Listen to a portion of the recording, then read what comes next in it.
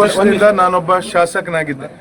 ಕಳೆದ 5 ವರ್ಷದಿಂದನೂ ನಿರಂತರವಾಗಿ ಇದ್ರ ಬಗ್ಗೆ ಹೋರಾಟ ಮಾಡಿದ್ದೇನೆ.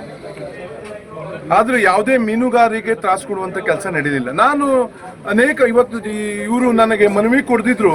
ಕಳೆದ 4-5 ದಿವಸದಿಂದ ನಾನು SP ಅವರಿಗೆ ನಿಮ್ಮ ವಾಹಿನಿ ಮುಖಾಂತರ ಹೇಳ್ತೇನೆ, SP ಅವ್ರಿಗೂ ಕರೆ ಮಾಡಿದ್ದೆ. ಸರ್, ಬೇಕಾಬಿಟ್ಟಿ ಅವ್ರ ಮೇಲೆ FIR ಆಗ್ತಾ ಇದೆ. ಪ್ರತಿಭಟನೆ ಹಕ್ಕು, ಮೂಲಭೂತ ಹಕ್ಕು, ಅವ್ರ ಹಕ್ಕು ಅದು. ಅದಕ್ಕೆ ನೀವು ಅಡ್ಡಿ ಮಾಡ್ತಾ ಇದ್ದೀರಿ. ನೀವು ಒಂದು ಕೆಲಸ ಮಾಡಿ, ಸಚಿವರಿದ್ದಾರೆ, DC ಅವರಿದ್ದಾರೆ, SP ಅವರಿದ್ದಾರೆ, ಬಂದು ಅವ್ರ ಕಷ್ಟಗಳನ್ನು ಕೇಳಿ. ಅಲ್ಲ, ಯಾರು ಅವ್ರ ಕಷ್ಟಗಳನ್ನ ಕೇಳ್ತಾ ಇಲ್ಲ, ಬಂದು FIR ಹಾಕೋದು ಅವ್ರ ಹಕ್ಕಿಗೂ ಅಂತ ಕೆಲಸ ಇವತ್ತು ಜಿಲ್ಲೆಯಲ್ಲಿ ನಡೀತಾ ಇದೆ. ಇದರಲ್ಲಿ ನಾನು ಸಚಿವರಿಗೆ ನೇರವಾಗಿ ಹೇಳಿಕ್ ಬಯಸ್ತೇನೆ, ಈ ರಾಜಕಾರಣ ನೀವು ಮಾಡಬೇಡಿ. ಈ ರಾಜಕಾರಣ ಏನೋ ಹಕ್ಕಿತ್ತು ಅಂತ ಕೆಲಸ ಅವ್ರಿಗೂ ಹಕ್ಕಿದ್ದು. ನೀವು ಕಳೆದ 5 ವರ್ಷದಿಂದ ನಿರಂತರ ಇದೇ ಮೀನುಗಾರರ ಜೊತೆ ನಿಂತ್ಕೊಂಡಿದ್ರಿ, ಇದೇ ಮೀನುಗಾರರ ಜೊತೆ ನಿಂತ್ಕೊಂಡು ಹೋರಾಟ ಮಾಡಿದ್ರಿ. ನಿಲ್ಲಿಸ್ಬೇಕಂತ DK ಶಿವಕುಮಾರ್ ಈಗೇನು ಉಪಮುಖ್ಯಮಂತ್ರಿಗಳಿದ್ದಾರೆ, ರಾಜ್ಯಾಧ್ಯಕ್ಷರಿದ್ದಾರೆ, ಅವ್ರ ಜೊತೆ ನೀವು ಬಂದು ಇಲ್ಲಿ ನಾನು ಇದನ್ನ ಕ್ಲಿಯರ್ ಮಾಡಿಕೊಡ್ತೆ ಅಂತಕ್ಕಂಥ ಮಾತು ಹೇಳಿದ್ರಿ. ಇವತ್ತು ಅಧಿಕಾರ ಬಂದ ಮೇಲೆ ನೀವು U-ಟರ್ನ್ ಹೊಡುವಂತ ಕೆಲಸ ಮಾಡಿದ್ರಿ. ಮಾಡಬಾರ್ದು. ನಾನು ನೇರ 5 ವರ್ಷನೂ ಕೇಳಿ, ನಾನು ಇರ್ಬೇಕಾದ್ರೆ ಒಂದೇ ಒಂದು FIR ಆಗಲಿಲ್ಲ ಅವ್ರ ಮೇಲೆ. ನಾನು ಅವರು ಜೊತೆ ನಿಲ್ಲುವಂತ ಕೆಲಸ ಮಾಡಿದ್ದೆ. ಸರ್ಕಾರ ನಮ್ದೇ, ಕೇಂದ್ರ ಸರ್ಕಾರ ಅದಕ್ಕೆ ಅನುಮೋದನೆ ಕೊಟ್ಟಿತ್ತು. ಆದ್ರೆ ಈ ಮೀನುಗಾರ ಸ್ಥಳೀಯರ ಪರವಾಗಿ ಅವ್ರು ಹೇಳ್ತಕ್ಕಂಥ ಸರಿ ಇದೆ. ನಮ್ಮ ಮೂಲಭೂತ ಸೌಕರ್ಯಗಳು, ಇದು ನಮ್ಮ ಜಾಗ, ಮೀನುಗಾರಿಗೆ ಮೀಸಲಿಟ್ಟಿರ್ತಕ್ಕಂಥ ಜಾಗ. ನೀವು ಮಾಡಲೇಬೇಕು ಅಂತೇಳಿ ಅವ್ರು ಕರೆದು ಮಾತಾಡಿ. ಅಲ್ಲ, ಇದು ತಪ್ಪು. ಮುಂದೊಂದು ದಿವಸದಲ್ಲಿ ಇದು ನಿರಂತರ ನೀವು ಮುಂದೋದ್ರೆ ಸಾರ್ವಜನಿಕರು ಮತ್ತು ಅವ್ರ ಜೊತೆಗೆಲ್ಲ ಹೋಗಿ ನಾವು ನಿಂತ್ಕೊಳ್ಳುವಂತ ಕೆಲಸ ಮಾಡ್ತೀವಿ ಖಂಡಿತ.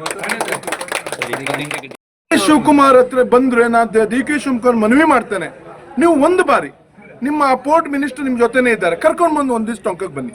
ನೀವು ಮಾಹಿತಿ ವಾಹಿನಿ ಮುಖಾಂತರ ನಾನು ಅವರನ್ನ ಕೈ ಮುಗಿದು ಕೇಳ್ಕೊಳ್ತೇವೆ. ಒಂದು ಬಾರಿ ಅವ್ರ ಕಷ್ಟ ಆಲಿಸಿ. ಅಲ್ಲ, ಕಷ್ಟಗಳನ್ನ ಕೇಳಿ. ನೀವು ಕೇವಲ ರಾಜಕಾರಣ ಮಾಡೋಕಲ್ಲಿ ಬಂದಿದ್ರಿ.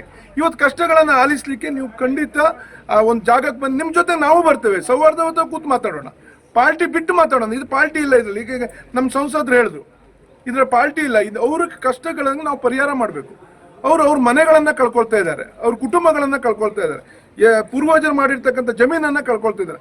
ಅವ್ರಿಗೆ ನ್ಯಾಯಯುತವಾಗಿ ಏನ್ ಸಿಕ್ಬೇಕು ಕೇಳಿ. ಅಲ್ಲ, ಅವ್ರ ಜೊತೆ ಕೂತು ಅದನ್ನ ನಾನು ಅವರಲ್ಲಿ ಕೈ ಮುಗಿದು ಮನವಿ ಮಾಡ್ಕೊಳ್ತೇನೆ. DK ಶಿವಕುಮಾರ್ ಅವರೇ, ಒಂದು ಬಾರಿ ನೀವು ಬಂದು ವಿಸಿಟ್ ಮಾಡಿ. ಭೇಟಿ ಮಾಡಿದಾಗ ಅವರು ನಾವು ಮೀನುಗಾರರ ಪರವಾಗಿದ್ದೇವೆ, ಯಾವುದೇ ಕಾರಣಕ್ಕೂ ಕಳೆದ 2 ವರ್ಷದಿಂದ ಮೀನುಗಾರರ ಪರವಾಗಿ ಲಾಠಿ ಚಾರ್ಜ್ ಮಾಡುವಂತ ಕೆಲಸ ಮಾಡಿ. ಯಾವತ್ತೂ ಲಾಠಿ ಚಾರ್ಜ್ ಅಲ್ಲ ಜನರ ಮೇಲೆ.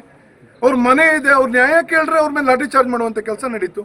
ನಾ ಕೇಳುದು, ಇಡೀ ಜಿಲ್ಲೆಯವರನ್ನ, ಅಧಿಕಾರಿಗಳನ್ನ ಕರೆದು ಕೇಳಬೇಕಲ್ಲ, ಒಂದು ಸೌಜನ್ಯಕರು ಕೇಳಬೇಕು ಅಂತ ಕೆಲಸ ಖಂಡಿತ ಮಾಡಬೇಕು. ನಾವು ಉಸ್ತುವಾರಿ ಸಚಿವರಿಗೆ ಮತ್ತೊಮ್ಮೆ ಹೇಳ್ತೇನೆ, ಅಧಿಕಾರ ಶಾಶ್ವತ ಅಲ್ಲ. ನೀವು ಮಾಡುವಂತ ಕೆಲಸ ಶಾಶ್ವತ ಆಗಿರ್ತದೆ. ನೀವು ಇದನ್ನ ಕೂಲಂಕುಷವಾಗಿ ಕೂತು ಏನು ಮೀನುಗಾರರ ಪರವಾಗಿ ನಿಲ್ಬೇಕು ಅಂತಕ್ಕಂಥ ಮಾತನ್ನ ಉಸ್ತುವಾರಿ ಸಚಿವರಿಗೆ ಮತ್ತು DK ಶಿವಕುಮಾರ್ ಹೇಳಲಿಕ್ಕೆ ಬಯಸ್ತೇನೆ. ಮಾಜಿ ಶಾಸಕ ಸಂಸದರು ನಾನು ಕರ್ಕೊಂಡು ಬರ್ತೇನೆ. ಅವ್ರು ನ್ಯಾಯಯುತವಾಗಿ ಅವ್ರಿಗೆ ನ್ಯಾಯ ಕೊಡ್ತಾರೆ ಅಂತೇಳಿ ನಾವು ಅವ್ರ ಜೊತೆ ನಿಂತ್ಕೊಳ್ತೇವೆ. ಅವ್ರಿಗೆ ಅನ್ಯಾಯ ಆಗ್ಲಿಕ್ಕೆ ಯಾರೂ ಬಿಡುವುದಿಲ್ಲ. ಯಾಕಂದ್ರೆ ಅದು ಅವ್ರ ಹಕ್ಕನ್ನ ಕಸಿತಕ್ಕಂಥ ಕೆಲಸ ಮಾಡ್ಲಿ, ದೊಡ್ಡ ಉದ್ಯಮ ಮಾಡ್ಲಿ, ಬಂದರ್ ಆಗ್ಲಿ, ನಾವು ಸಂತೋಷ ಪಡ್ತೇವೆ. ಆದ್ರೆ ಅವ್ರ ಒಕ್ಕಲೆಬ್ಬಿಸಿ ಮಾಡುವಂಥದ್ದು 100ಕ್ಕೆ 100 ತಪ್ಪು ಅಂತಕ್ಕಂಥ ಮಾತನ್ನ ವಾಹಿನಿ ಮುಖಾಂತರ ಹೇಳಿಕೆ.